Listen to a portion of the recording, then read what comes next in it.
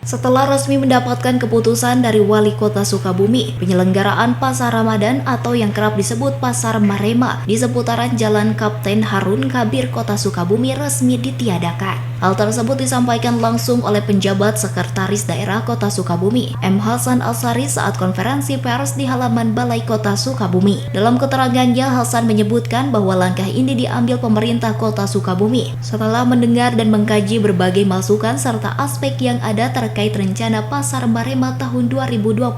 Dirinya menyebutkan dari hasil rapat PPUB yang berlangsung, sempat terdapat penolakan yang terjadi, sehingga dengan mempertimbangkan segala aspek sosial yang berkembang, pemerintah Kota Sukabumi memutuskan untuk tidak mengizinkan diadakannya Pasar Marema tahun 2025.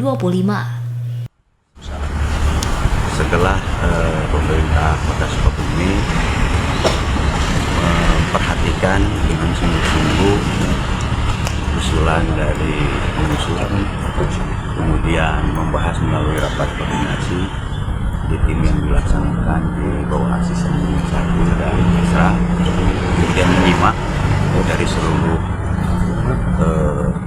komentar, masukan di catatan hasil rapat tersebut. Tidak ada yang secara eksplisit menyatakan secara penuh untuk memberikan ruang untuk pelaksanaan itu.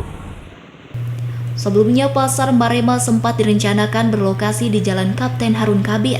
Namun sejumlah pemilik toko di sekitar jalan tersebut menyatakan penolakan. Mereka menilai kegiatan Pasar Marema dapat menutup akses menuju toko-toko mereka dan berdampak pada penurunan penjualan.